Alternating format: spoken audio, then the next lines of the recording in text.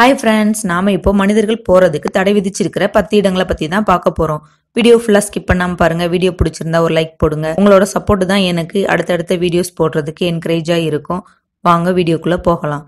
நாம இப்போ ஃபர்ஸ்ட் பார்க்க போறது த ஐலாண்ட் ஆஃப் பெவக்லியா. இத்தாலியின் வெனிஸ் நதியில உள்ள ஒரு சிறிய தீவு பகுதி தான் இது. இந்த தீவு ஒரு இருண்ட வரலாற்றை கொண்டதுன்னு சொல்றாங்க. 1348 பிளேக் நோயால் பாதிக்கப்பட்டவங்களை தனிமைப்படுத்த இந்த தீவை பயன்படுத்தி இருக்கிறாங்க. பிளேக் நோயால் இறந்தவங்களை பெரிய குழிகள் தோண்டி இந்த தீவுலயே புதைச்சிருக்கிறாங்க. இந்த தீவுல இறந்தவங்களோட மொத்த எண்ணிக்கை சுமார் 1,50,000 இருக்குன்னு சொல்றாங்க. குழிகள் நிரம்பின உடனே சடலங்களை எரிச்சிருக்கிறாங்க. இதே மாதிரி தொடர்ந்து செஞ்சதால இந்த தீவே சாம்பலும் துர்நாற்றமும் வீச தொடங்கி இருக்குது. இந்த தீவுல மர்மமான சத்தங்களும் அழுகுரல்களும் கேட்கறதா சொல்றாங்க.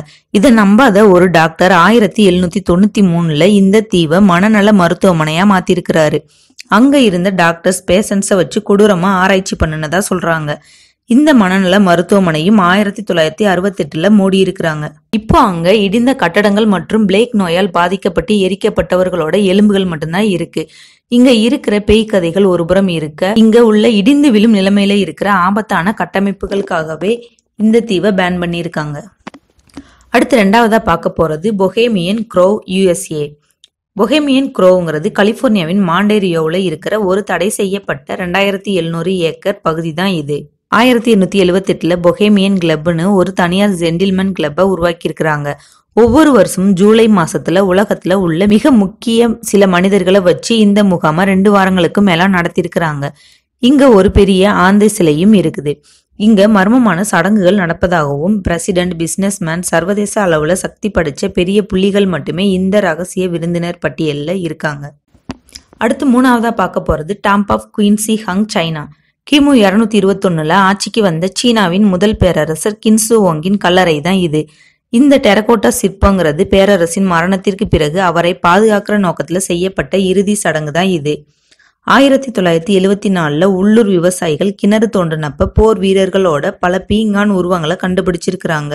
அதுக்கப்புறமா தொல்பொருள் ஆய்வாளர்கள் ஆய்வு செஞ்சதுல நிலத்துக்கு அடியில 3 பெரிய குழிகளை கண்டுபிடிச்சிருக்கிறாங்க. இந்த 3 பெரிய குழிகளிலும் 8000க்கு மேற்பட்ட வீரர்கள், 520 குதிரைகள், 130 ரதங்கள் மற்றும் 150 குதிரைகள் இருக்கு. சுமார் 56 சதுர கிலோமீட்டர் பரப்பளவுல உள்ள இந்த கல்லறையை 13 வயதுல பேரரசு அரியணை ஏறுனதுல இருந்து 38 ஆண்டுகளுக்கு மேலா கட்டி இருக்கிறாங்க. இன்னும் நடுவுல இருக்கிற பேரரசர் கல்லறையை ஆராய்ச்சியாளர்கள் ஓபன் பண்ணல. சீன கவர்மெண்ட் தொல்பொருள்களை பாதுகாக்கவும் சுற்றுப்புற மாசுனால புதைக்குழி மாசுபடாம இருக்கவும் இங்க மக்கள் போறதுக்கு தடை விதிச்சிருக்கிறாங்க. அடுத்து நாலாவதா பார்க்க போறது லாஸ் காக்ஸ் கேவ், பிரான்ஸ். தென்மேற்கு பிரான்சின் டோர்டோக் பகுதியில அமைஞ்சிருக்கிற குகை பகுதி தான் இது. 1940 4 இளைஞர்கள் தற்செயலா இந்த குகையை கண்டுபிடிச்சிருக்கிறாங்க. இந்த குகையில சுமார் 17,000 ஆண்டுகள் பழமையான ஓவியங்கள் இருக்கு. இதுல சுமார் 600 ஓவியங்கள் வரை வரையப்பட்டிருக்கு. விலங்குகள் வேட்டையாடுதல், அங்கு வாழ்ந்த மக்களோட அன்றாட வாழ்க்கையை ஓவியங்களா வரைஞ்சிருக்கிறாங்க. 1979 இந்த குகையை யுனெஸ்கோ பாரம்பரிய சின்னமா அறிவிச்சிருக்கிறாங்க.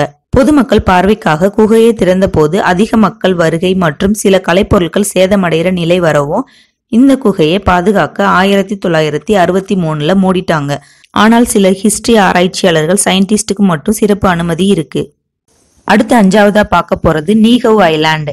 தடை செய்யப்பட்ட தீவுன்னு அழைக்கப்படுற இது கவுலஹாக்கி கால்வாயில் குறுக்கே கவாயில் இருந்து தென்மேற்கு 17.5 மைல் தொலைவுல இந்த நீகு தீவு அமைஞ்சிருக்குது. 1864 எலிசபெத் சின்கேலர் ஹவாய் ராஜ்யத்திடம் இருந்து சுமார் $10,000 நீகு தீவை வாங்கியிருக்காங்க. அவங்கள தொடர்ந்து தீவோட உரிமை மரபு வழியா ராபின்சன் குடும்பத்துக்கிட்ட போயிருக்குது. இந்த தீவை வாங்கினதுல இருந்து பூர்வீக ஹவாய் கலாச்சாரம் மற்றும் மொழியை பாதுகாக்க ராபின்சன் குடும்பம் முடிவு பண்ணியிருக்காங்க. இந்த தீவோட மக்கள் தொகை 410 இருந்த நிலைமையில 2020 மக்கள் தொகை கணக்கெடுப்புல 84 குறைஞ்சிருக்குன்னு சொல்றாங்க. இந்த தீவை ஹெலிகாப்டர்ல சுத்தி பார்க்கவும் மீனவர்கள், கடற்படையை சேர்ந்தவங்க கடல் வழியா பயணம் செய்யவும் அனுமதி இருக்கு. ஆனா தரையிறங்க முடியாது. இந்த தீவுல வசிப்பவர்கள் மற்றும் ராபின்சன் குடும்பத்தை சேர்ந்தவர் அல்லாம வேற யாருக்கும் இந்த தீவுக்கு போக அனுமதி கிடையாது. ஆறாவதா பார்க்க போறது Svalbard global seed vault. Norway தீவான ஸ்பிட்ஸ்பெர்கன்ல உள்ள மலையின் ஓரத்துல இந்த சேமிப்பு கிடங்கு கட்டியிருக்கிறாங்க. உலக அளவுல பஞ்சம், காலநிலை மாற்றம், இயற்கை பேரழிவு போன்றவை ஏற்பட்டுச்சுன்னா அதுல இருந்து மீண்டு வர பல உலக நாடுகள் இந்த பெட்டகத்துல தங்களோட நாட்டின் பாரம்பரிய விதைகளை சேமிச்சு வச்சிருக்கிறாங்க. 2008 கட்டுன இந்த பெட்டகத்துல 4.5 மில்லியனுக்கு அதிகமான விதை மாதிரிகள் இருக்கு. இதுல 2.5 பில்லியன் அளவு விதைகளை சேமித்து வைக்க முடியுமா? இந்த பெட்டகத்துல மக்காச்சோளம், அரிசி, கோதுமை ஆகியவையும் அடங்கும். 7வதா பார்க்க போறது ஸ்னேக் ஐலாண்ட். பிரேசிலில் உள்ள குயிமாடா கிராண்டேங்கிறது ஒரு பிரபலமான பாம்பு தீவாகும். இந்த தீவுல 1 சதுர கிலோமீட்டருக்கு ஒரு பாம்புன்னு கொடிய நச்சுத்தன்மை வாய்ந்த பாம்புகள் அதிகம் வாழும் இடம்தான் இது. இந்த பகுதி அதிக பாறைகள் கொண்ட நிலப்பரப்பாகவும் வெப்பமண்டல பகுதியா இருப்பதாலும் இங்கு மனிதர்களோ வேற பாலூட்டிகளோ வாழ முடியாது. இதனால தன்னை வேட்டையாடவும் கொல்லவும் யாரு இல்லாததால பாம்புகள் தங்கள் இனத்தை இந்த தீவு முழுவதும் பெருக்கியிருக்கு. இங்க கோல்டன் சானஸ் ஹட்ஸ்னு அதிக விஷமுடைய ஒரு பாம்பு இனம் இருக்கு. இந்த தீவை தவிர உலகத்துல வேற எங்கும் இந்த வகை பாம்பு இனம் இல்லைன்னு சொல்றாங்க. பாம்புகளால மனிதர்களுக்கு ஆபத்து ஏற்படுங்கிறதுனால இங்க மனிதர்கள் போறதுக்கு தடை விதிச்சிருக்கிறாங்க.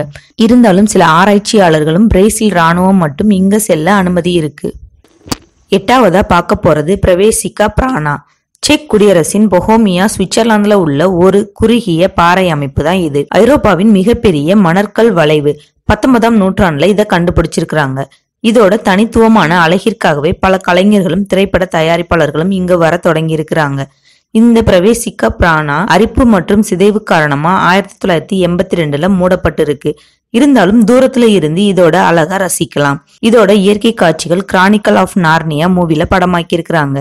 இந்த பாறைகள் மீது ஏற முடியாதுங்கிறதுனால ஸ்டூடியோவில் வளைவின் மீது ஓடுற மாதிரி படமா எடுத்திருப்பாங்க. 9வதா பார்க்க போறது மோர்கன் ஐலாண்ட், USA. அமெரிக்காவின் மோர்கன் ஐலாண்டுங்கிறது தென் கரோலினாவின் பியூபோர்ட் கவுண்ட்ல இருக்கிற குரங்கு தீவு. இங்க சுமார் 4000 ரீசைஸ் குரங்குகள் இருக்கு. இங்க இருக்கிற குரங்குகள் தடுப்பூசி மற்றும் பொது சுகாதார ஆராய்ச்சிக்காக பயன்படுத்துறதா சொல்றாங்க. 1979 மற்றும் 1988ல சுமார் 1400க்கும் மேற்பட்ட விலங்குகள் இந்த தீவுக்கு மாற்றப்பட்டிருக்கு. இந்த தீவுல காலடி வைப்பதற்கு ஆராய்ச்சியாளர்களுக்கு மட்டுமே அனுமதி இருக்கு. இங்க இருக்கிற குரங்குகள் national institute of allergy and infection disease நிறுவனத்துக்கு சொந்தமானது.